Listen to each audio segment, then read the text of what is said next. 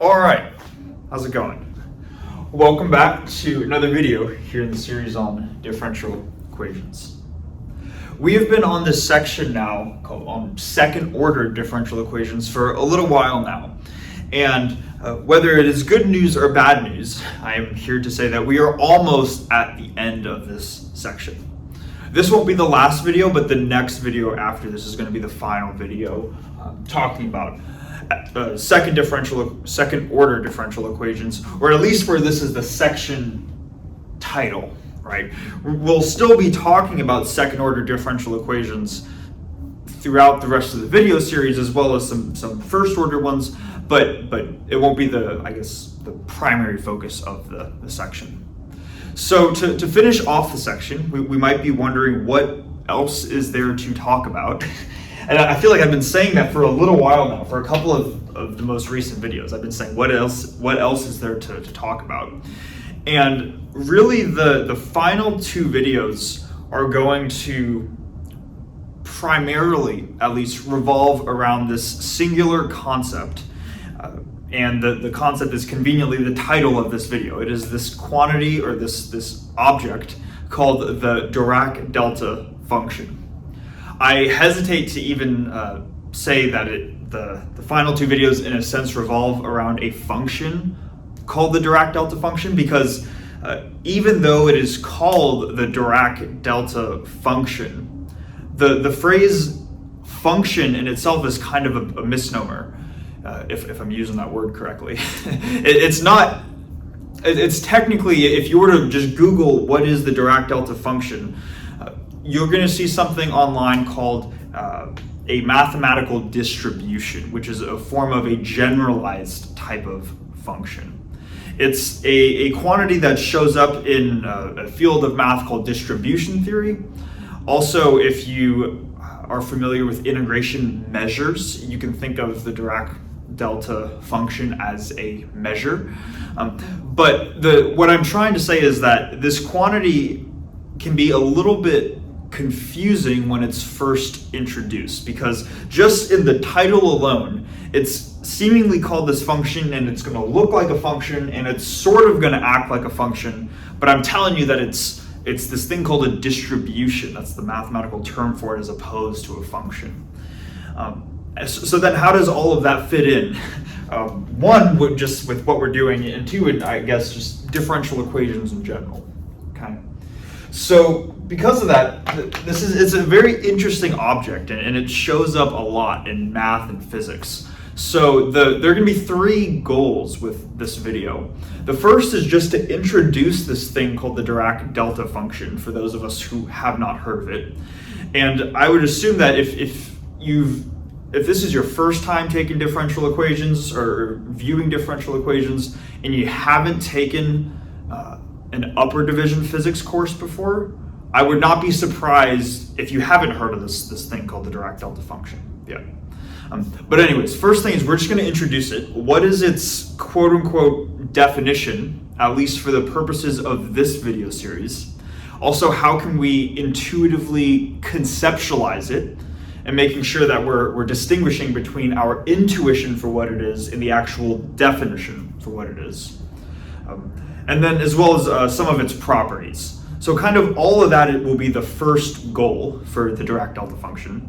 The second one will be to ask probably one of the questions you might have right now, which is, how does this function that's not really a function, sort of a function, how does this quantity, whatever this thing is, fit into the context of differential equations? And why do we care about this thing, the Dirac delta function? So I want to also motivate its applications and its usefulness. And then finally, for the third thing, and I guess this is only a slight spoiler as to why it's useful, but not really an entire spoiler. It turns out that Dirac delta functions sometimes show up in differential equations. So we're going to go through a simple example to finish off the video on how to solve a differential equation which contains a Dirac delta function. Okay. So a lot of stuff going on, but hopefully that makes sense. So let's start off with the first goal. What I'm going to do right now is just to write out the definition of this thing that's called a Dirac delta function, and then we're going to spend some time unpacking that together.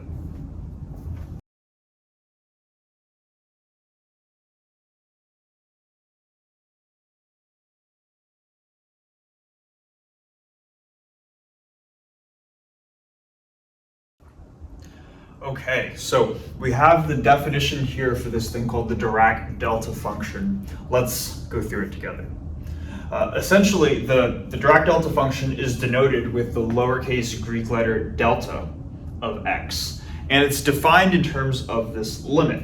So it's the limit of this quantity right here, which I'm just going to call this d. It's supposed to be an uppercase d. This d object, which takes in well, it seemingly looks like it takes in x and the parameter epsilon, and then as you take the limit as epsilon goes to 0, you can imagine that this no longer becomes a variable and you're left with just delta of x.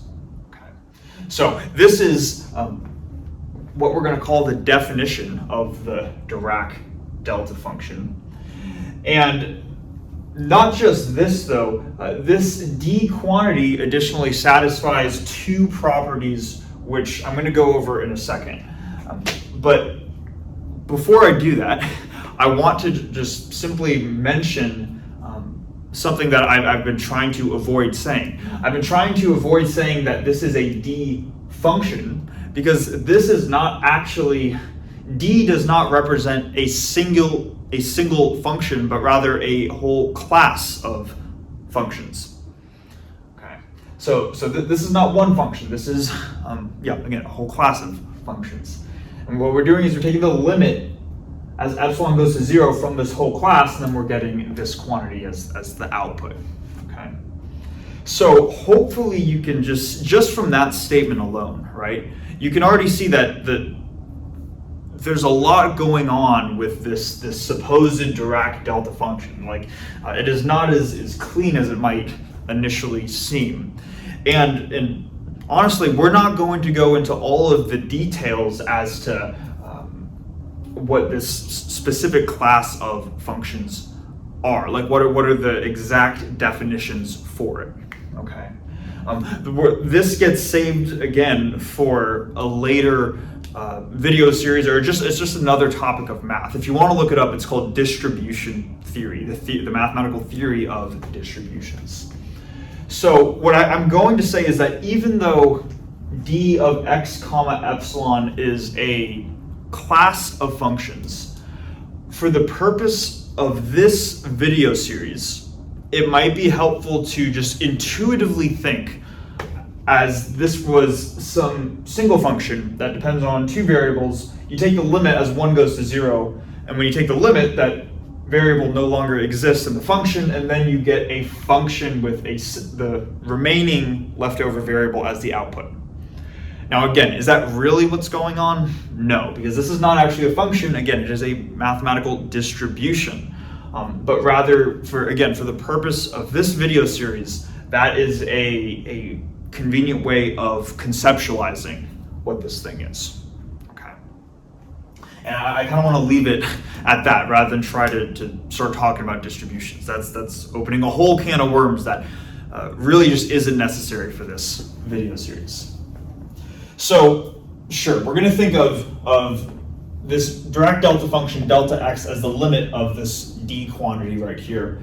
Even if that's still a little bit murky, which I don't blame you if it is, this d function or class of functions, whatever you want to think of it as, it's going to satisfy these two properties right here. And these properties are the things that we should actually keep in mind. So the details of what these objects are specifically is not super important, but we do want to understand the properties of what this d quantity is right here, because in turn that tells us kind of the two big properties of the Dirac delta function. And these are going to be useful and relevant throughout this video series. So let's make sure we understand these. The first property is that if we take the limit of this d object, again, because delta is defined as the limit of this d object, essentially what we're saying is that the Dirac delta function, we could just replace this whole thing right here with just delta of x. It's the same thing, right? But what we're saying is that the Dirac delta function is going to be 0 whenever x is non-zero, okay? So if x is 1, if it's a half, if it's -3, whatever its value is, as long as it's not 0, the value of delta x, what it spits out is just 0. So basically, this quantity is 0 almost everywhere. Okay? That's the first thing we need to keep in mind. The second thing is that if we were to not just take this function delta x right here, but we were to integrate delta x over from -infinity to infinity, the output of the integral of delta x is just the number 1. Okay, so two properties. This thing is 0 almost everywhere. We're not going to specify the value when it equals 0 right now. We're just going to say when it's not 0, or when the input is non-zero, the output is 0. Okay, and the second one is when we integrate this thing from -infinity to infinity, we're going to get 1 as the output. All right. These are the two important things we need to keep in mind. So hopefully these make sense right now, even if this is still a mysterious object at this point. Okay. Now, in order to help make this a little bit more concrete in our head, so that way we can at least say, okay, whatever this object is, how can I think of it when I see it in an equation, specifically a differential equation? And I think to do that, what is probably helpful is out of this class of functions right here, I'm just going to take one example function from this class of functions, one function that satisfies both of these properties right here, and then we're going to take a look at what that function looks like. So I'm just going to write it out here really quickly, an example function coming from this class, and then we'll unpack that together. I want to make sure I get all the constants right in the front, so I'm just going to write that up now.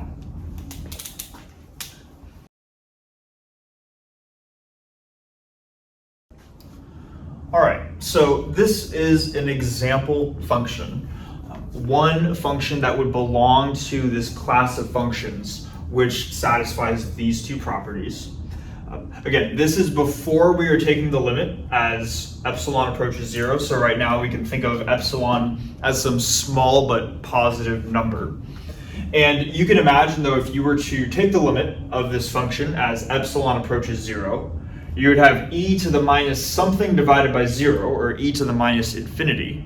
So the numerator, e to the minus infinity, is 0. So you'd have 0 in the numerator, and then you have a factor of epsilon, which goes to 0 in the denominator, so you'd have 0 over 0. You apply L'Hopital's rule, and then through L'Hopital's rule, you'll see that this function would satisfy property 1 right here. And then similarly, if you were to integrate this function from -infinity to infinity, this prefactor in the front, the 1 over root pi factor, is the normalization factor needed for this integral to equal 1 as the output. All right. So that's why this function satisfies these two properties right here. Now, we can say, okay, sure, this is one function that belongs to this supposed class of functions right here. But just looking at this, hopefully this function has a familiar form. This function should hopefully look like a function that we are familiar with, which is the Gaussian function, right? It's almost like this thing that I'm about to underline right here would be the amplitude of the Gaussian function, whereas I guess maybe this thing that I'll underline with dotted lines should look more or less like the standard deviation belonging to the Gaussian function, right? So if I were to plot this on just a graph, let's make this a little longer, where I have x on the horizontal axis and then the specific function on the vertical axis, it might look something kind of like that, right? Because that's just, we have a negative exponential function, right? So what I want to do real quickly is just with the amplitude, just to make sure that because this will be important in a second, kind of the peak of this bell curve looking function, I want to understand in terms of big O notation, how does the amplitude depend on epsilon? And I want to understand how it depends on epsilon because, again, ultimately, in order to get this Dirac delta function, we need to take the limit as epsilon goes to 0. So just by looking at the amplitude, that would be this part of the function. And we have a factor of 1 over epsilon. We have some other 1 over root pi factor, but if we're going to use big O notation, we would say that the amplitude, or the height of this curve, is of order 1 over epsilon. Okay? And then we're going to do the same thing, but with the standard deviation of this function, kind of what we normally think of as like the sigma, right, associated with the Gaussian function.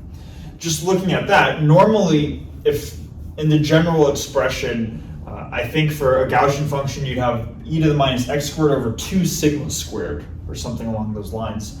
But the idea is that the standard deviation, so that the width of this curve right here, which I'll just refer to as sigma, that should be on the order of just epsilon, right? Because sigma would show up in the denominator for a general Gaussian function. So I'm going to say that sigma is of order epsilon. The height is of order 1 over epsilon. The width is of order epsilon. And again, this is what the curve would look like if epsilon is some small but positive value. Now let's just start to imagine what happens in this limit as epsilon approaches 0. What happens to this function? So maybe we'll start with, I want to start with the width actually. You can imagine as epsilon approaches 0, that means the width is going to approach 0. So in the limit, this curve that has some associated width is going to progressively shrink and almost like get closer and closer to just the origin. It's going to look less like a spread out hill and more of like a sharp peak, simply because this term is going to go to 0, right, when epsilon goes to 0.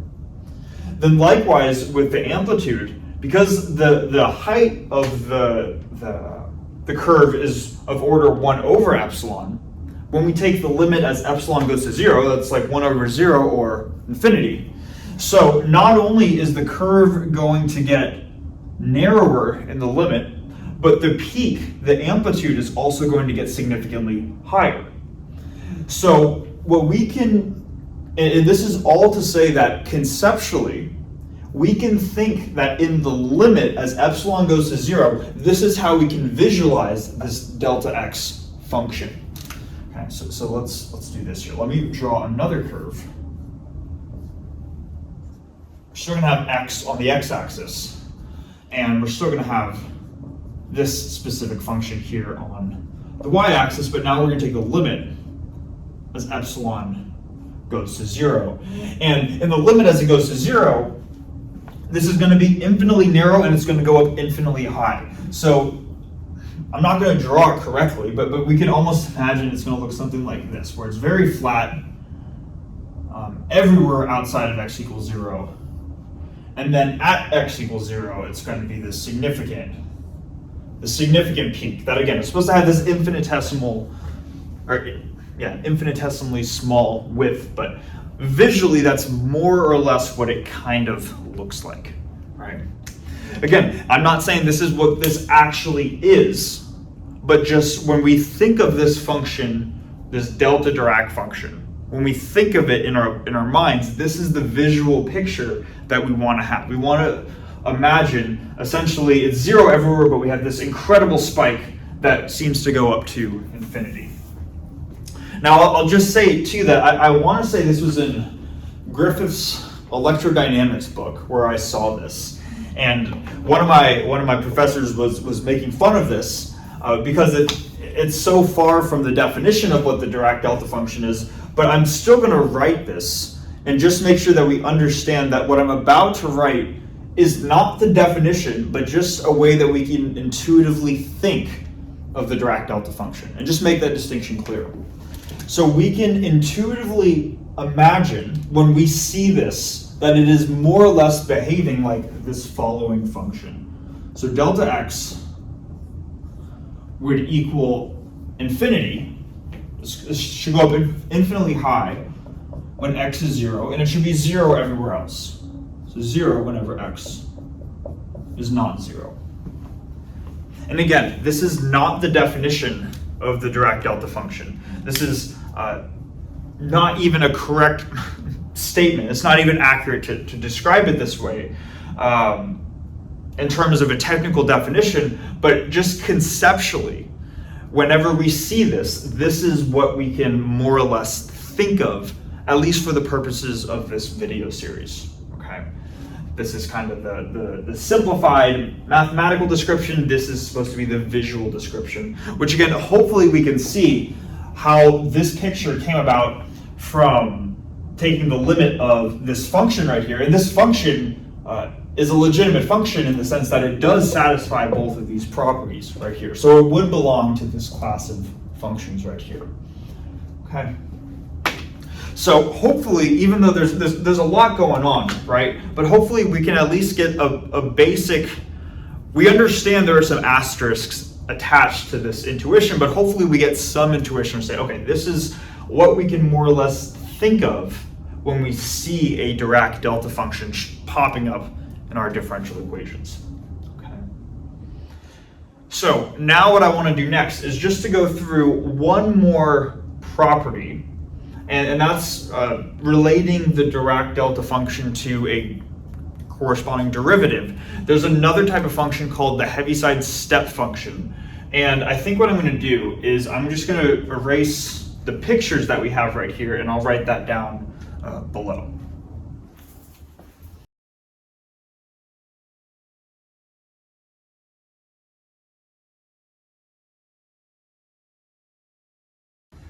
Okay, so now we have this definition here for this thing called the Heaviside step function. And it is defined in terms of the Dirac delta function through this equation right here. So let's just see what it says. So the Heaviside step function is denoted with the uppercase letter h. And it seems like it's this function, supposedly, that is it takes in a single input, x, and it's defined as this integral going from minus infinity up to x.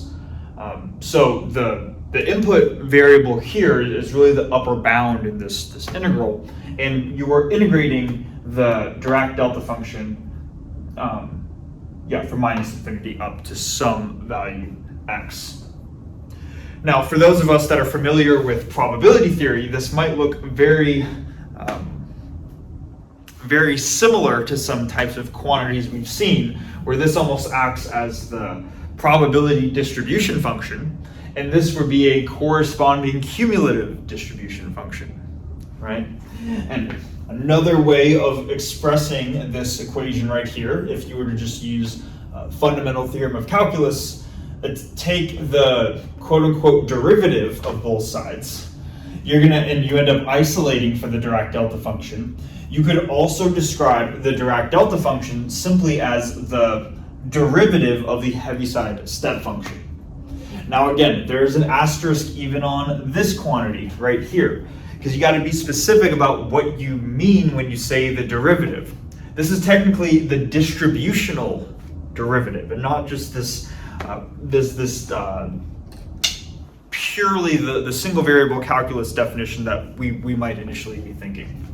Again, there's a lot more going on under all of this. We don't need to necessarily know all of these details, though, in order to be able to work with these quantities for this video series. Okay.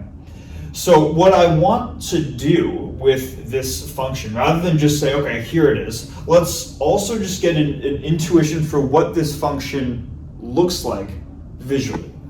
And that's why I mean, this is how the Heaviside step function gets defined, as this integral right here. But we can use this definition as saying that the Dirac delta function is the derivative of the Heaviside step function to help us gain a intuitive picture for what h of x looks like. And to start off, what I'm going to do is I'm just going to draw out our visual interpretation for delta x. So if this is x, this is delta x, we said that conceptually we can think of it as this thing that's 0 everywhere, spikes at x equals 0, and then is 0 everywhere else, right? Now, just looking at this expression, essentially this tells us that the Dirac delta function is just the slope of the Heaviside step function. So we can use that knowledge to help us piece together what h of x should look like. So I'll do that down here. So if this is x, this is h of x like this. Just what we can do is we can kind of split this into 3 pieces. We'll start with the negative values, then at 0, and then the positive values. So for all of the negative x values, delta of x is 0, and it's going to go to 0 for all values that are less than 0, right? This goes on infinitely to the left. So if we think of h of x as just integrating the Dirac delta function, but the upper bound only goes up to a negative value, the Dirac delta function is never going to have a value above 0 as long as it doesn't cross the x equals 0 boundary. So we're just integrating 0, and we're just going to get 0 for all of these possible values. So what h of x is going to look like for all negative values is it's just going to be 0. I'm going to try to shade this in right here. It's going to be flat because this describes a slope, and the slope is 0 right here. But it's flat at the value 0 because we're just integrating a bunch of zeros. That's the first part. Then, if we look at the x equals 0 part, we're saying, okay, what does the slope look like at x equals 0? And we can more or less say it looks like it goes to infinity, right?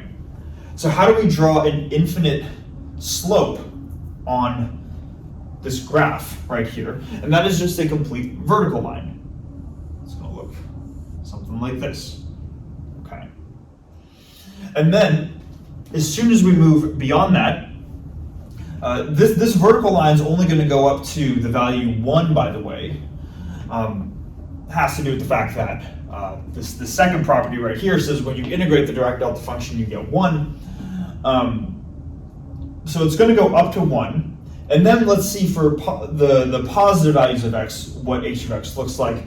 The slope, delta x again is a slope, and it's effectively 0. So then we're going to get another horizontal line that looks like this, and this is going to continue on for all positive values of x. So what we get is we get this it looks like a step up, and this is why they call it the Heaviside step function. Okay. So hopefully this is a good just visual picture as to what's going on, and we're not going to do too much more with this beyond just introducing this. You are going to see, I believe at least, we're going to see that h of x is going to show up in specific and specific problems in the problem set. I've done the problem sets a while ago. I believe h of x shows up in some of the problem sets.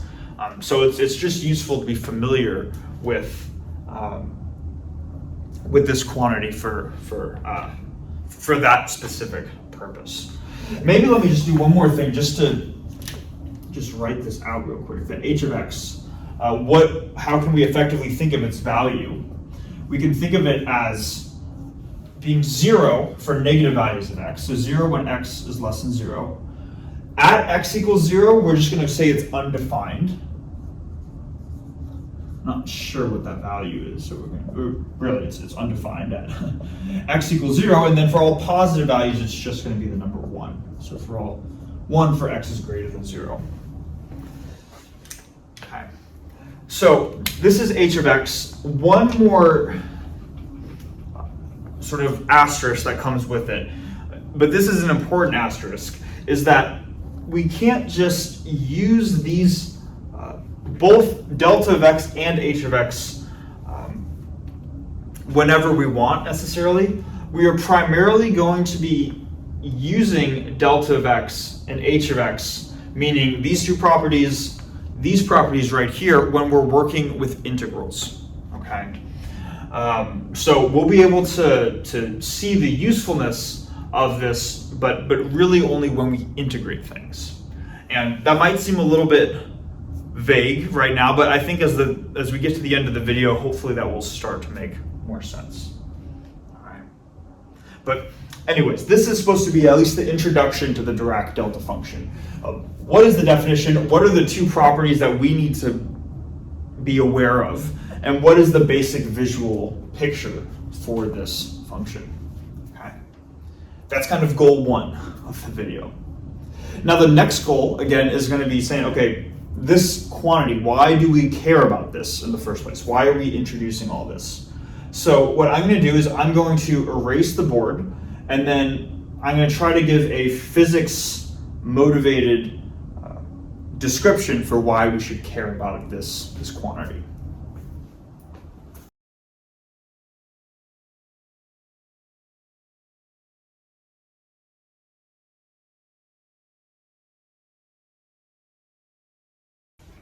Okay, so this seems like this happens once every couple of videos, but I will forget to record, or I will forget to charge, and then I've recorded this on my phone, and my phone ends up running out of battery. So it is plugged in, charged, and I think this is where we left off. Fortunately, I didn't get too far along. What we were trying to do, if I remember correctly, was motivate the need or just the use for this thing, the Dirac delta function. Like, why are we talking about this if we have to talk about it kind of vaguely? Where does it show up? And I hope that this will help shed some light on that. And again, my background is in physics, so I'm going to provide a physics example and at least talk about a couple of physics-related examples, but I would not be surprised at all if this shows up, or if the Dirac delta function shows up in many of different areas other than just math. So the physical scenario that we have right here, I'm just describing it in words and then hopefully in pictures right here, is we have this ball, and the ball has a mass of m, and it's a bouncing ball, and it's going to bounce on the ground. So this is like right before it hits the ground, it's going down, then it hits the ground, and then it starts to go back up after it hit the ground, right? And what we want to do well, let me first say what we're going to do is we're going to try to come up with a differential equation that describes how this ball moves as a function of time. Kind of like what we were doing in the last video on the physical applications of differential equations. And then in going through that kind of similar process, we'll see where the Dirac delta function starts to show up. Okay. So again, if you haven't watched the last video, that's okay. Basically, I'm going to go through a little bit of physics, but I'm not going to assume that you know any physics. I don't want any of these ideas to go over people's heads because they just haven't taken physics. We're going to introduce some physics, but it'll be very basic. Okay. So usually in the first physics class that you take, you learn about some of these fundamental physical laws, and arguably one of the most fundamental laws, at least probably the most fundamental law that you'll see in your first physics class, is this one right here, F equals ma, where it essentially says the force on an object is equal to the mass of that object times the acceleration experienced by that object, right? And what we did in the last video is we just stated a fact from physics that the acceleration is simply the second time derivative of an object's position.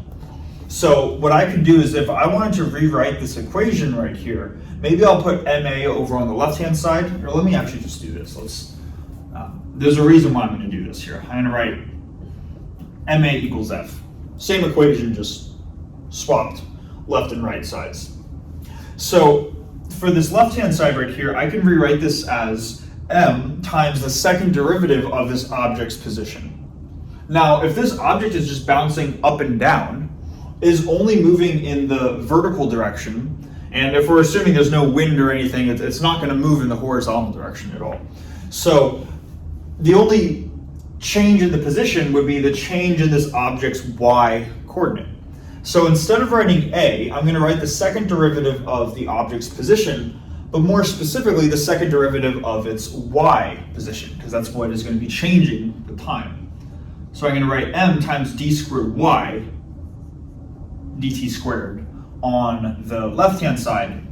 And rather than just writing f, because this is the equation to describe how a single force accelerates an object, but there's this idea in physics that if you had multiple forces in play, in other words, more than a single force, all the forces would kind of combine together to produce some sort of overall net force on the object, in this case the ball, and that would produce a net acceleration. So that's just what I'm going to write here. Rather than just a single force, I'm going to say, let's suppose there are many different forces, and I'm just going to sum over all of the forces in play on this object right here. So we're starting to construct a differential equation whose solution is going to be just the function y of t. So what we're trying to find is how does this ball move as a function of time. Now, this is where we're going to get into a little bit of physics, but if we haven't already, but hopefully this won't be too bad here. I'm just going to describe what's going on. So you just have to sit back and listen. I'm going to just tell you that in this scenario, there are going to be two forces acting on this ball. The first force is the force of gravity. Because the ball has mass and because it's bouncing on Earth and Earth has mass, whenever you have two things that have mass, gravity is going to be interacting gravity is going to be a force that is present interacting between the two objects.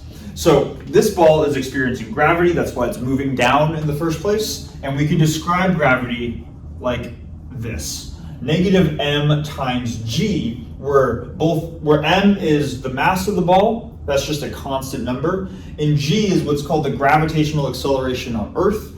We can just think of this as also a constant number. So this force here due to gravity, we can just think as some constant in our differential equation. Then, throughout most of this, gravity is going to be the only force acting on it, because you can't just turn gravity off. Gravity is always going to be in play. But for a brief second, the brief second is when the ball actually makes contact with the ground, it's going to experience some force from the ground. And the force being that the ball was going down, and then once it experienced the force from the ground, then it started going the opposite direction. So it pushed it away from its original trajectory. Now it's going up after it hits the ground. So there's going to be some force associated with the ground, and I'm just going to call that force F of t. The specifics of this force we don't know yet, but we're going to try to unpack this a little bit. Okay. Now, in order to make the point of what I'm trying to, in order to get the point across, we're not just going to solve necessarily for the solution to this differential equation. That's what we were doing in the last video. But instead, this is an equation that describes the motion of the ball. And it's still going to be a valid equation if we integrate this over the time interval starting at t minus epsilon and ending at t plus epsilon. I don't think I mentioned epsilon yet, by the way. Let me just do that really quickly. We should think of epsilon as just, again, the small positive number. So when we have t minus epsilon, that's just, we can think of that as moments before the ball hits the ground. And then once we have t plus epsilon, that's moments after the ball hits the ground. And the ball hits the ground exactly at time t equals uppercase T. So this uppercase T is when when the ball is in contact with the ground. Okay. So that's going to be the setup. And what we can do here is I'm just going to take this equation and integrate both sides of the equation with a lower bound of moments before the ball hits the ground and ending with moments after the ball hits the ground. Okay. And then we're going to have m d squared y dt squared dt. That's what we get when we integrate the left-hand side. Then we have our equal sign. Then we have the integral of this constant minus mg from t minus epsilon to t plus epsilon dt. And then finally, we have the integral with the same integration bounds, those haven't changed, of the force f of t due to the ground. So now we're going to integrate f of t with respect to time, like that. Okay, so just taking this equation and integrating it over this interval right here. Now let's start with so what I'm going to do next is just to evaluate each of these quantities and see what we end up getting. And again, this is going to lead and connect back to this Dirac delta function. So starting with the left-hand integral, m is just a constant, the mass of the ball, that doesn't change. We could bring the mass out to the front of the integral, and then we're just integrating the second derivative of y. And from the fundamental theorem of calculus, we know that the integral of the second derivative is just equal to, well, we still have this constant, but it's just equal to the first derivative, dy of t, evaluated at these two endpoints, right? So evaluated at t minus epsilon and then t plus epsilon, like this. So from this is just fundamental theorem of calculus going from here to here. Then for the second term, we have our negative sign. And again, m times g is just a constant number. Think of it like any scalar, like 5. So if we integrate a scalar with respect to time, we're just going to get minus mg times our integration variable, t. And then again, evaluated from t minus epsilon to t plus epsilon. And then we have this quantity right here, where we are integrating the force due to the ground over this time interval. And this is where we're going to just add a little more physics knowledge. It just turns out that in physics, there is a concept known as impulse. And the impulse of something describes how the force, or what is the force over a total time interval. So if you were to integrate any force over a total time, that would provide you with an impulse. That is simply just a definition that pops up in physics. So this quantity right here, we're just integrating a force over some time interval. By definition, this is just going to be some impulse. And usually in physics, people often denote impulse with the uppercase letter I. So that's what I'm going to do. Just say that it represents some impulse. Okay. And again, this is just to simplify the notation so we don't have this integral, because we don't know the specifics of f of t just yet. Now, just going to do a little more physics. Turns out that another very common definition in physics is the momentum of an object, which we can think of as just the mass of the object times its velocity. Now, if we were to make another connection, velocity is just the time derivative of the position of an object. So what we have here on this left-hand side is m times a velocity, in this case, the vertical velocity. So what we really have here is we have m times the velocity, the mass times the velocity at t plus epsilon minus the mass times the velocity at t minus epsilon. So what I'm going to do here is simply write out, to make this more compact, I'm going to write out the change in momentum from this moment in time to this moment in time. Usually you write the change in something with the Greek letter uppercase delta. That should hopefully be familiar. That represents like the change over an interval. And momentum often gets denoted with the letter lowercase p. So I'm going to write delta p to say that the change in momentum of this ball from before it hit the ground to after it hit the ground. So that is the left-hand side. For the right-hand side, we're going to have negative mgt plus epsilon minus negative mgt times, or negative mg times t minus epsilon. Essentially, this quantity, because everything in here is a scalar, mg, uppercase t, and epsilon, everything in here is a scalar. I'm just going to say that this term right here is going to be of order epsilon. And when epsilon is a small number, we can effectively ignore this term, right here. Again, we should be thinking of epsilon as a small number. This is just moments before the collision, moments after the collision, but not a significant amount of time. So this term is of order epsilon. And then I still have my plus I term right here. So when this quantity, when epsilon is really small, we can effectively neglect that quantity, and we get this equation that delta P is equal to I. Let me write that over here. Delta P is equal to I. Now, we might be saying, okay, sure, we're doing this math, physics stuff, but how does any of this relate to the Dirac delta function?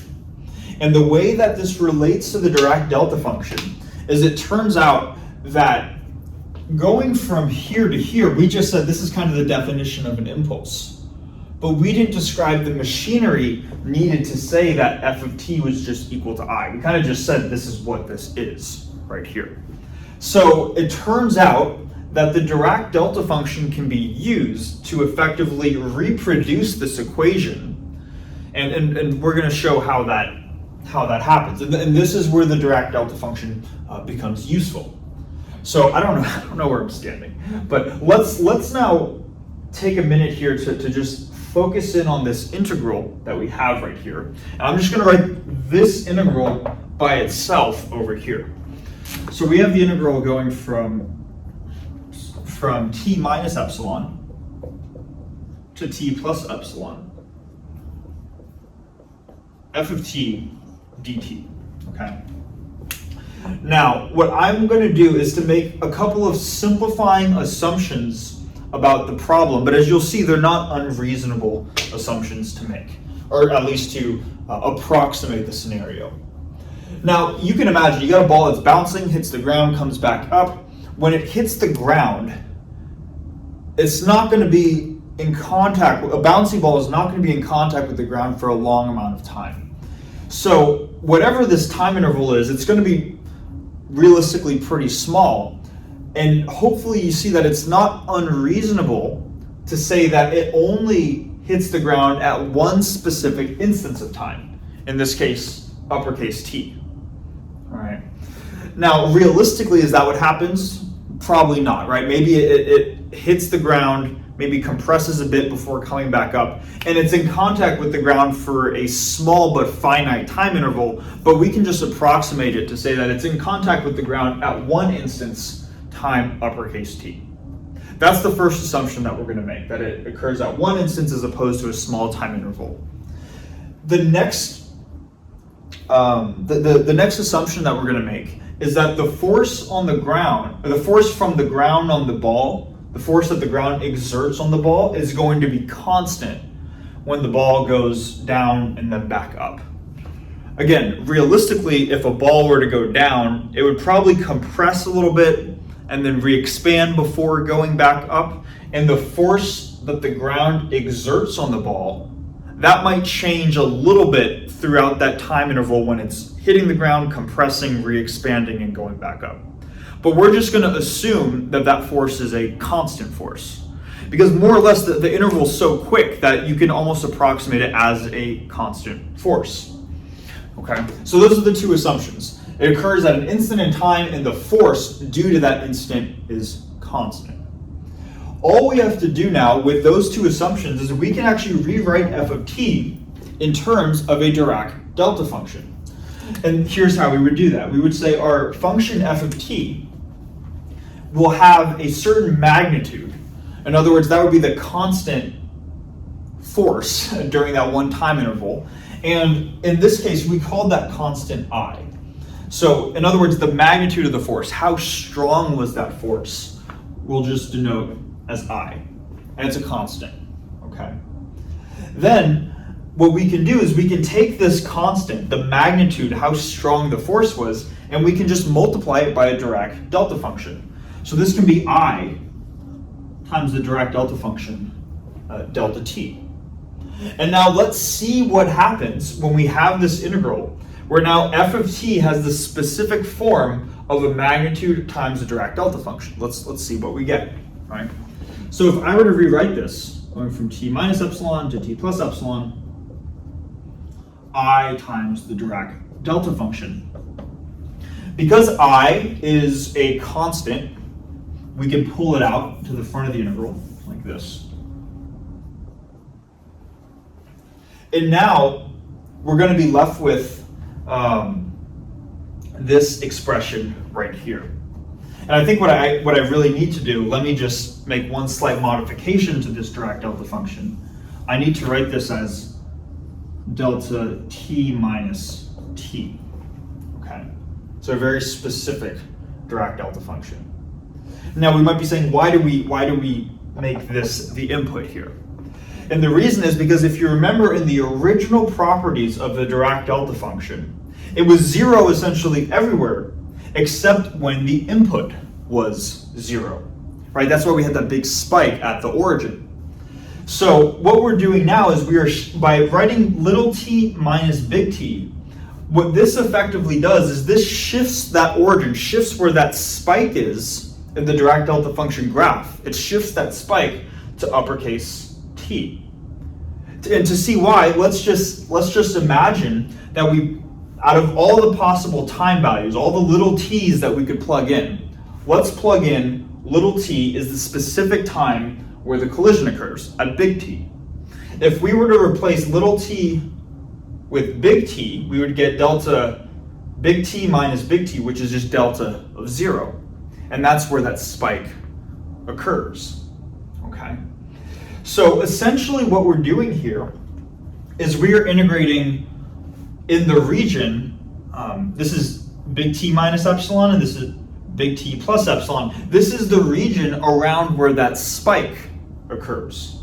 And it might be helpful for me to draw this over here. I'm kind of running out of room, but let's just draw this over here. When we have delta of little t minus big T, now this delta function, this spike occurs not at t equals 0, but this occurs at t equals t, like this. And inherently what we are integrating around, this interval right here, maybe we can just approximate it as this interval, where maybe this is t minus epsilon and this is t plus epsilon, okay? So by integrating around the interval of the spike, we actually now know the value of what this integral is. And here's why. Remember that we said that one of the properties that we need to keep in mind of the Dirac delta function is that when you integrate it from minus infinity to infinity, you get the number 1, right? Now in this case, we're not integrating from minus infinity to infinity. We're only integrating around the supposed spike. But what did the other property of the Dirac delta function say? It said that as long as you're not at this spike, it's going to be 0 at every other value. So in principle, we could integrate from minus infinity to infinity. Everything from here onwards is just 0. And everything from here to before that is also 0. So what I'm trying to say is that this integral, you could rewrite this integral as the integral from minus infinity to plus infinity. And it would give you the same overall value. And hopefully that makes sense, because everything before here is 0, everything after here is 0. It won't have any contribution. So because of that, we can think of this integral as an integral from minus infinity to infinity, and we know one of the properties is that this integral needs to equal 1. So this is really just I times the number 1, which is just I. And that was what we originally got right here.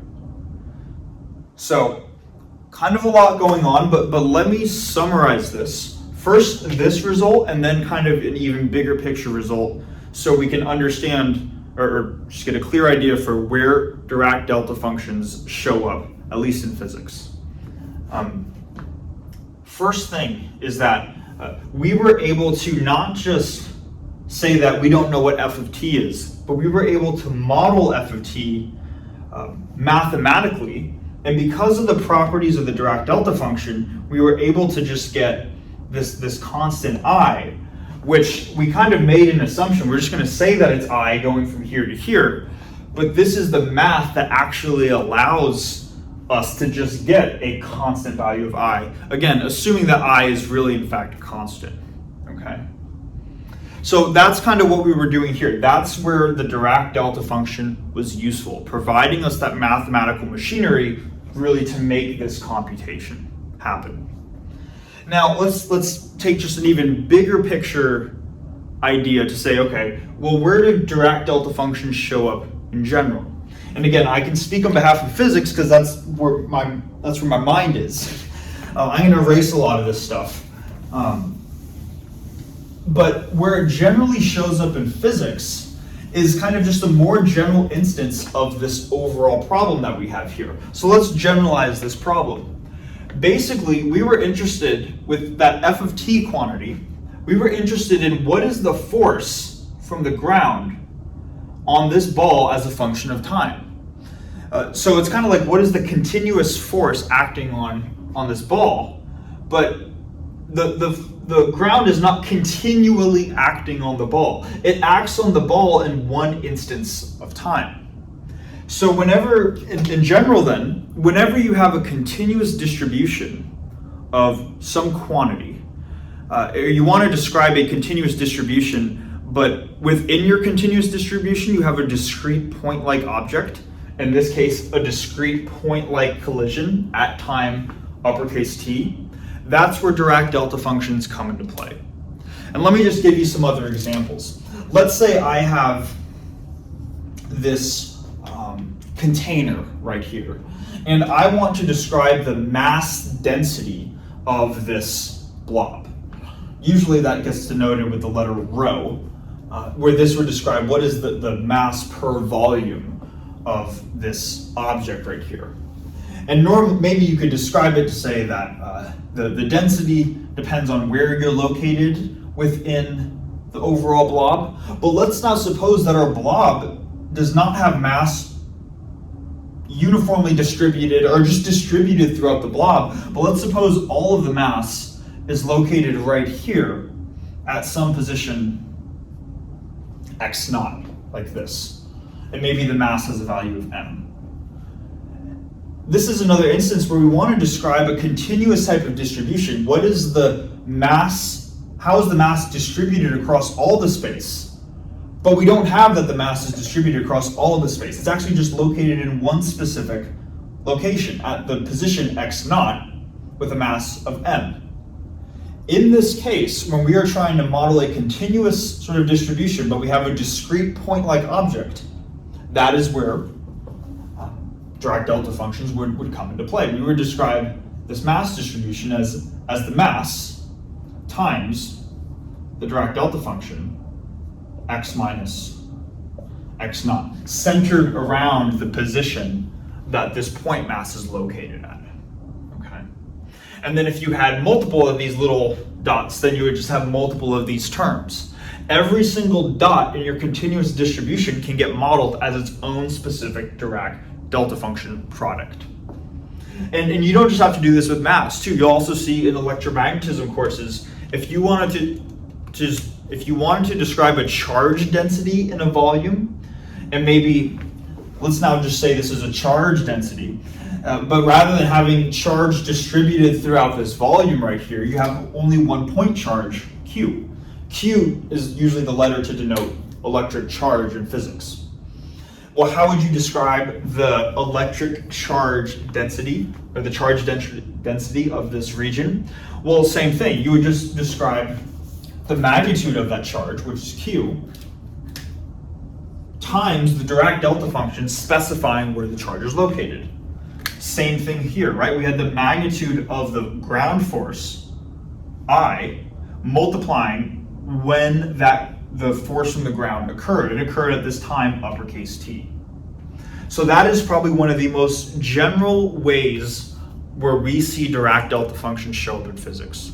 Whenever you have a supposed continuous distribution that you're trying to model, but this thing that is supposed to be a continuous distribution actually has a point-like object located in it. Dirac delta functions are incredible at saying this is exactly where it's located and this is what the magnitude is. Okay. Maybe just one more thing too, and I realize I'm probably going on tangents, but the goal is to show that these things are useful, right? So that's what I'm trying to accomplish. If you take an introductory quantum mechanics course. What you're going to see a lot of times is that you're going to be solving the Schrodinger equation in one dimension. And the Schrodinger equation in one spatial dimension is just another second order ordinary differential equation. And the Schrodinger equation will take on various values various potential values depending on the potential of your system. They mean the electric, or I don't even want to say the electric, but just the overall potential of your system. This is getting more into physics jargon at this point.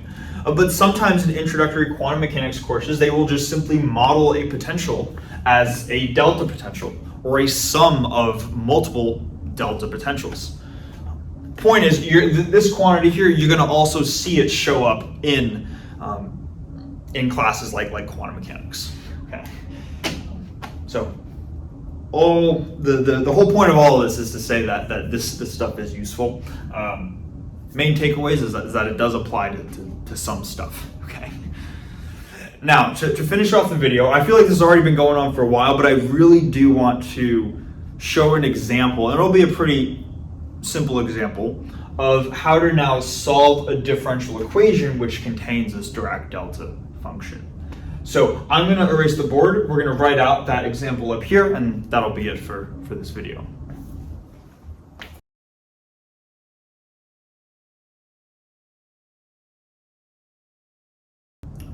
Okay, so to finish off the video, we are going to go through an example of how to solve for the solution of a differential equation that contains a Dirac delta function in it. So here we have the second derivative of a function y of x minus 4 times that function equals delta of x. And we're provided with these two conditions here, which are not, in this case, initial conditions. I guess you can sort of think of them as that they are instead boundary conditions.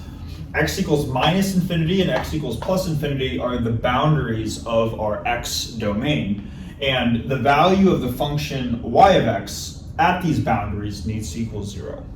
Okay. Now, looking at this equation, our first thought, based off of what we know about differential equations, is that, well, this looks like a non-zero right-hand side, so this is a non-homogeneous equation that needs to do the y sub c plus y sub p type of process, right? But what we're going to do here is that this is kind of a nice, not a nice, well, I'll leave that up to you to determine if this is nice or not. We're going to just draw out what the right-hand side of the equation looks like and kind of just manipulate our way around the delta function. And I'll describe what I mean in a second.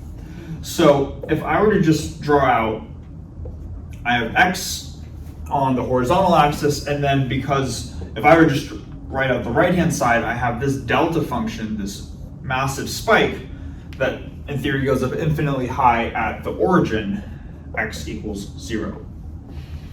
So even though there's this massive spike on the right-hand, this massive spike at the origin, if we look to the right of the spike, the delta function is 0 everywhere for any positive value of x. And then same thing with the left-hand side of the spike, right? If we look for any negative value of x, the delta function is also 0. Again, that was the first of those two properties of the delta function that are useful for us. So what we can do is we can actually just say, let's maybe call this region 1, and let's call this region 2. And in both regions 1 and 2, and this is very convenient, if we were to write out the differential equation, this is what we would get. We would have our second derivative term plus 4 times the function is just 0. And I want to be clear here, the logic here is not that we're looking for a y sub c solution. This is simply, this is identical to this equation right here. It's actually identical to it in these specific regions where region 1 looks at all negative values of x, and region 2 looks at all positive values of x. So we're able to rewrite our differential equation, not needing to look at y sub c or y sub p or any specific component, and we see that in these two regions, everywhere where x is not equal to 0, that we have a homogeneous differential equation. That's really nice, right? It's not just a homogeneous differential equation, but it's linear and has constant coefficients. So what I'm just going to do is for the sake of speeding this along, I'm just going to write out the solution to this differential equation. We should know how to solve for the solution to a homogeneous linear differential equation with constant coefficients. So maybe if that part's still a little bit tricky for us, that's okay. But this would be good practice to see that you would get this solution. So this is actually a piecewise function. And the reason for this is because we have two different regions. I'm going to say, what's the solution in region 1 and what's the solution in region 2? In region 1, we're going to get some linear combination of exponential functions, and this is what it's going to look like. It's going to be some constant a times e to the 2x.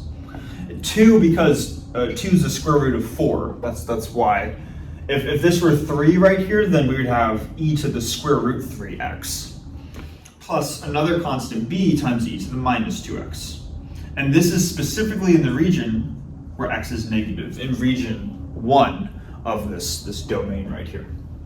Then in region 2, because the structure to the differential equation is identical, we're actually going to get the same solution. It's just that it's the same solution in the sense that it's a linear combination of these exponential functions.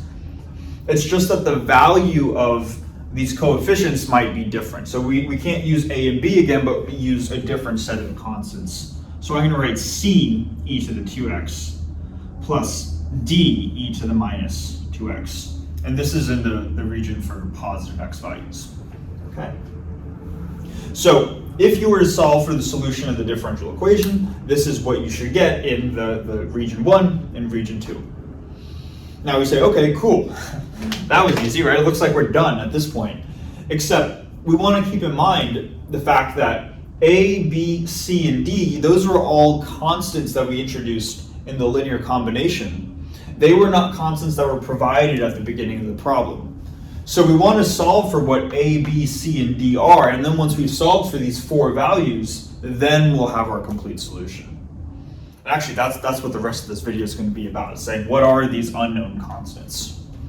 And usually, what we do in previous problems is we say, well, let's use the conditions that are provided to help us solve for these constants. And we can do that here. I have 2 conditions. I have the value of y evaluated at x equals minus infinity, and then y evaluated at x equals plus infinity. It's both equal to 0. Let's start with the minus infinity constraint, and I'll do that down here. So if I were to apply y at negative infinity equals 0 to this equation, let's see what I get. So I would first have to plug in 0 for my left-hand side, right? Because it says y is equal to 0. So that's what my left-hand side is. And now we could ask ourselves, well, how do we apply a condition to a piecewise function, right? But what we can do is we can keep in mind that this condition that I'm underlining right here, this is talking about the value of the function at the leftmost point of the domain. This is all the way over here at x equals negative infinity, right? And that's important because the 2 parts of the function right here describe the value of the function in different domains. This describes the value of the function in the left domain. This describes the value of the function in the right part of the domain. And if this condition is inherent to the left part of the domain, the leftmost part of the domain, then that has nothing to do with what the solution looks like for positive x values. So the way that we apply a condition to a piecewise function is we say, okay, well, what part of the piecewise function is even relevant for the given condition? For negative values of x, in this case negative infinity, only this part is going to be relevant.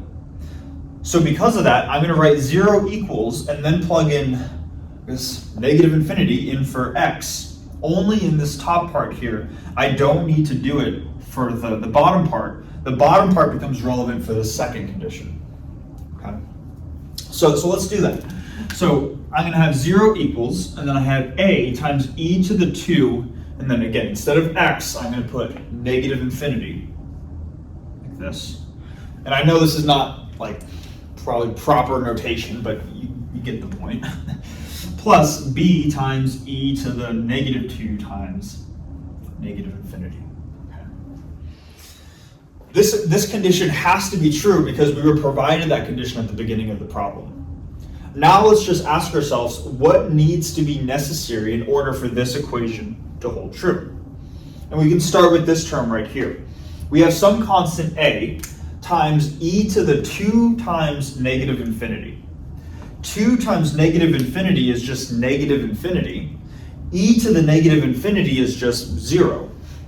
So we have a constant times 0, or we just get 0. This whole term goes to 0. So we have 0 equals 0 plus. And then we ask ourselves, how is this equation going to be true, right? The only way this equation can be true is if this term is 0 right here. We can't have 0 equals 0 plus something non-zero, because then the equation is not true. So then we say, okay, if this term needs to be 0, which hopefully makes sense, we ask ourselves, how can we ensure that this term goes to 0? And let's look at this exponential function right here. We have e to the minus 2 times minus infinity.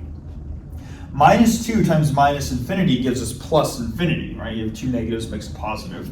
So this is really a constant b times e to the infinity. E to the infinity is infinity, right? So we can ask ourselves, what does the value of b need to be? What's the necessary value of this coefficient b in order to get 0 here? And you might say, well, it's kind of a confusing question, right? Because even if b is 0, then you get 0 times infinity. And that's that's an undefined quantity. You're right in saying that. But maybe just think about it from this point of view. Let's suppose that b is some non-zero number. Suppose it's 1, negative pi, 0.2, whatever the non-zero number is. You're going to get some non-zero number times infinity that's going to give you infinity. So, and that's not good, right? Because then you have 0 equals 0 plus infinity, which is wrong. So what's the only possible way that this term could be 0? And the answer is if b is 0. Now, does that mean that 0 times infinity is 0? And it's like, well, no, it's an undefined quantity. It's an undefined product, right? But it's almost like you can do the contrapositive. You can say if b is not 0, then this term certainly cannot be 0. So the only way this is even remotely possible is if b is equal to 0. And hence, this whole condition right here is a giant implication to say that b is 0. All right. And this is important too, because what we've done is we've used this boundary condition now to say that b is equal to 0. And if b is 0, this term is 0 times whatever. So this term just gets eliminated from the overall solution. So what we have done is we've used the condition to cut down the number of coefficients in our overall solution. Okay. Hopefully that makes sense. Now let's just apply not this condition right here, but let's apply the other one. And I'll go through this one a little bit more quickly because the logic is practically identical. Okay. If I were to, I'm just going to erase the first condition, I'm going to write out the second condition down below. Now, because if we were to plug in this condition, I'm going to get 0 for my left-hand side. And now I'm only focused on this part of the solution, because this is the positive part, or this is the solution for the positive part of the domain, which is where this condition becomes relevant. So I'm going to get 0 equals c e times 2 to the 0, or 2 to the infinity, 2 times c times e to the 2 times infinity. It's been a long day, right? I've been recording for a little while. Plus d times e to the minus 2 times infinity, like this. Now, same set of logic. This term, e to the minus 2 times infinity, is e to the negative infinity. That goes to 0. So the only way that this equation can be true is if c is 0. So this implies that c is 0. And if c is 0, we can erase the first part. right here in our overall solution.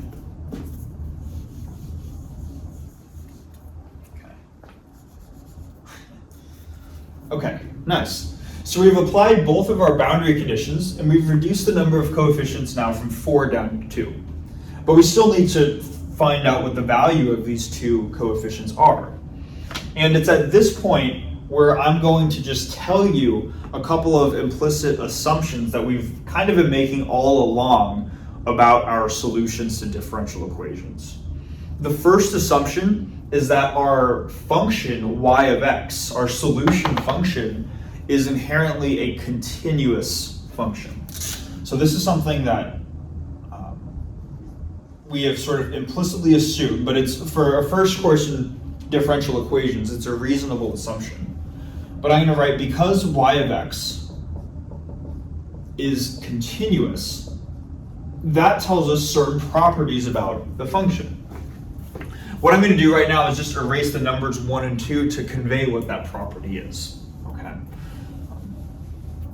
Now this, we're not going to go through the technical definition of what it means to be continuous, but hopefully we have a rough idea of what it means to be continuous. It just means you can't have any break. You can't be discontinuous. You can't have any breaks in the function, right? Like if my function starts like this and it stops like here, I can't all of a sudden just have like a gap and then it goes from here and jumps down to here. It has to be one curve that connects throughout the entire domain. Okay, that's like more or less the conceptual definition of what it means to be continuous. So hopefully that makes sense, and that's important because we've up until this point kind of been ignoring this delta function. We've been saying let's ignore the spike and solve the differential equation in everywhere except where the spike exists. But if we make this assumption that y of x is continuous, let's just suppose that I'm going to draw out y of x now. I'm going to just say y of x might look something like this. And it gets to this point by the time we get closer and closer to 0 from the negative side, from the left. Because y of x is continuous, that means that this piece on the left part of the spike needs to connect to the piece on the right part of the spike, right? In other words, we can't have our solution on the right looking something and it goes down here, because now there's a gap between this left piece and this right piece. They need to get stitched together in order for the function to be a continuous function.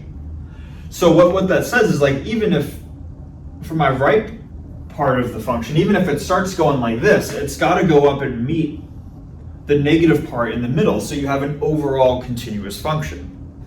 I'm not even saying the solution curve has this exact structure, but I am saying that it needs to fully connect through all parts of the domain. So we can use this assumption that we're making about our solution y of x to help us determine what some of these values to these coefficients are.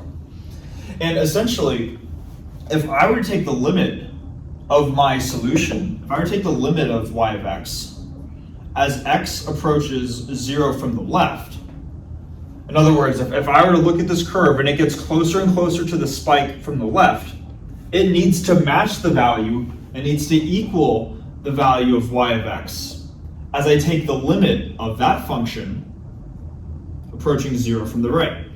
If I start over here and then I get closer and closer to the spike right here, that needs to equal this function, or this part of the function, getting closer and closer to the spike from the positive values. They need to meet each other in the middle in order to be continuous.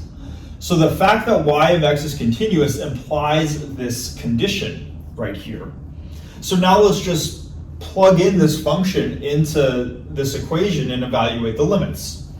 So for x approaching 0 from the left, from the negative x value, that's going to be this part of the piecewise function.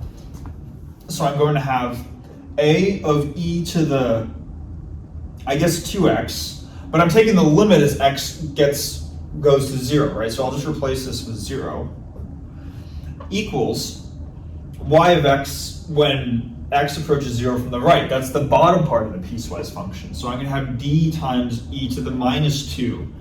And again, instead of x, I'm just going to write 0 if I'm evaluating the limit. E to the 2 times 0 or e to the minus 2 times 0 is just e to the 0 or just 1. So I end up getting that a is equal to d. And this is really cool in the sense that just by saying that y of x is continuous, that allows us to determine that these two coefficients are actually the same, they have the same value, they are equal to each other. So I can further rewrite this condition not as d times e to the minus 2x, but just replace d with the letter a. And maybe I'll put it over here, then I'll say that this is a times e to the minus 2x. Okay. So just using an inherent property of the function allows us to now only have one more coefficient to solve for. Now the question just becomes, well, how do we do that? Right? And the way that we do that is through a similar technique that we did in the previous whiteboard. And that's where we take our differential equation with the delta function and everything, and we're going to integrate it over an interval around the spike, and then take the limit as that interval gets closer to 0. Okay? Here's what I mean. So we have our spike like this. This was our starting differential equation. What I'm just going to do, I'm going to write out each term, but I'm going to integrate each term around an interval maybe minus epsilon to epsilon. I'm going to integrate it with respect to x, like this. So that'll be my first term. And then I'm going to take the limit as epsilon approaches 0. That'll be this term. Then I have minus 4 times the limit as epsilon goes to 0, integrated over that interval of just y dx.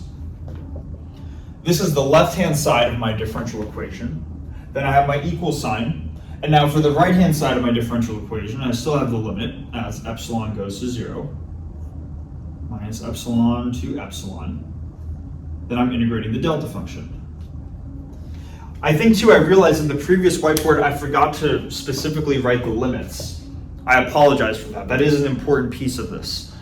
Because the second property of the delta function is that we know the value of its integral from minus infinity to infinity evaluated at the limit. You need that limit in order to make a statement about the delta function. So I apologize for that in the previous whiteboard. But I don't want to make that mistake now. That's why I have the limits in each of these parts. So now let's just evaluate each of these integrals right here. From the fundamental theorem of calculus, if I integrate the second derivative, I should just get the value of the first derivative evaluated at the endpoints, right? So this first integral right here becomes dy dx from minus epsilon to epsilon. And because I still have epsilons in here, that means I haven't taken the limit yet. Limit as epsilon goes to 0. Maybe just to provide a visual picture, like I said I do over here, it's almost like this dotted line is epsilon. This dotted line is minus epsilon. And then when we take the limit as epsilon goes to 0, we're shrinking this sort of pillar of dashed lines and just integrating really around this spike right here. Because we know how to integrate around the spike for the delta function. So that's what's going on. This would be how we would evaluate the first term. For the second term right here, we can sort of rely on the property of our solution function being continuous again. Because our function is inherently continuous, the curve for y of x that we drew, it's always going to have some finite value for every value of x, right? Like when we drew the curve kind of just oscillating, whatever behavior it has, it's going to have some finite value. So this is like a finite value right here, but it's being evaluated as the limit, as like the width from minus epsilon to plus epsilon just shrinks infinitesimally small. So whatever the value of y is at the boundary, whatever the value of y is as epsilon goes to 0, that would be at the origin. Whatever the value of y is right here, this is kind of where like the curve connected, right?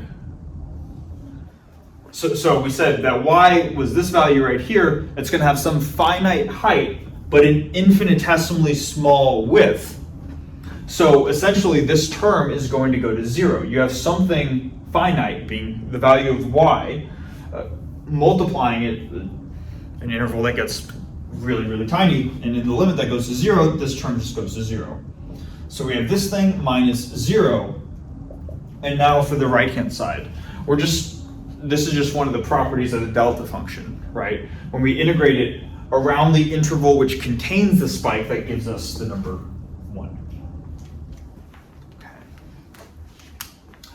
Now, probably the biggest question that people might be having, and it's something that I certainly had when I was first seeing this, which I believe was in my quantum mechanics class, was we basically crossed out this term right here because we said that it had a finite height, or the value, if we were to imagine,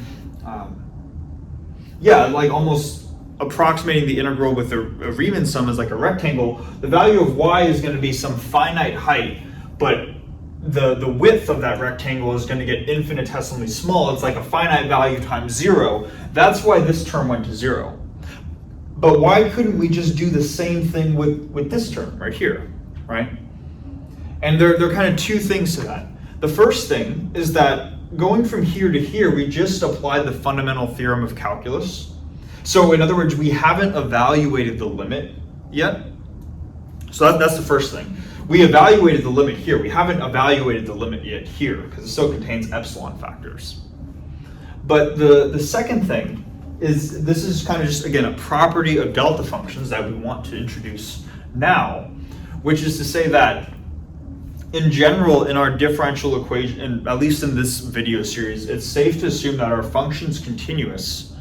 And normally, it's also safe to assume that the derivative of the function is continuous, meaning dy dx is continuous, normally.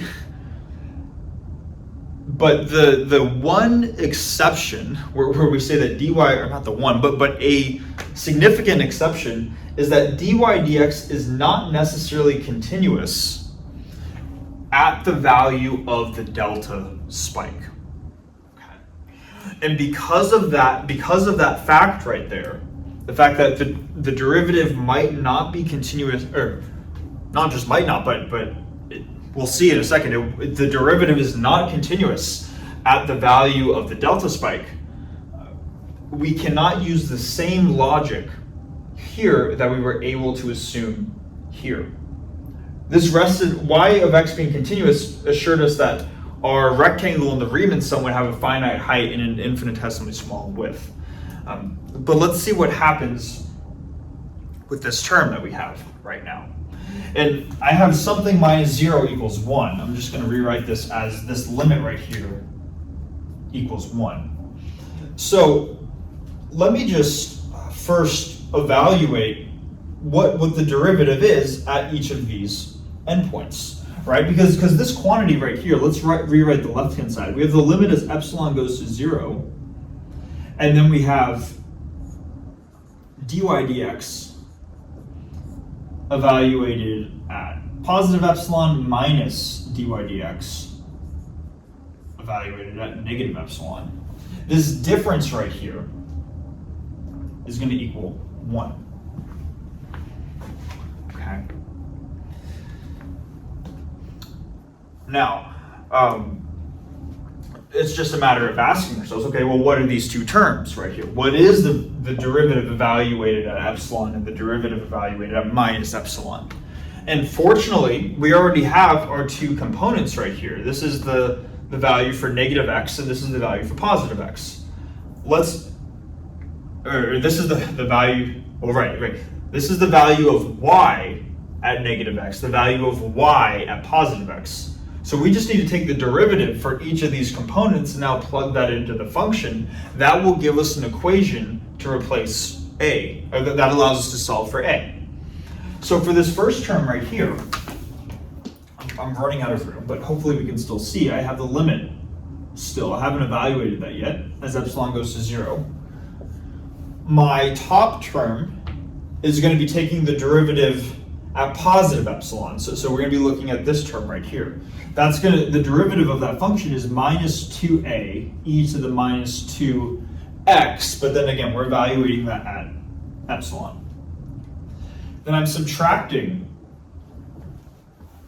the derivative evaluated at minus epsilon. The derivative of this function for negative values is going to be taking the derivative of this component. And the derivative of this function, this top exponential, is just 2a e to the 2 and then minus epsilon, like this, equals 1. Okay. And we're almost done here. So, let's see. I still haven't evaluated the limit yet, so now if I take the limit as epsilon goes to 0, I get something times an exponential function to the e to the 0 minus 2a times e to the 0. Anything e to the 0 is just 1, so those go to 1. And after I evaluate the limit, I end up getting, hopefully we can see this down here, I get minus 2a, or in other words, minus 4a equals 1, which implies that a equals minus 1/4. So finally, we have found the value of our last coefficient using properties of the delta function. And we can say that this is minus 1/4 right here, and this is minus 1/4 right here. And assuming that I didn't make any sign errors, this would be which I hope I didn't, this would be the overall solution to the problem. Okay. So a lot kind of to unpack there, but hopefully we kind of see the process for how to deal with delta functions in differential equations.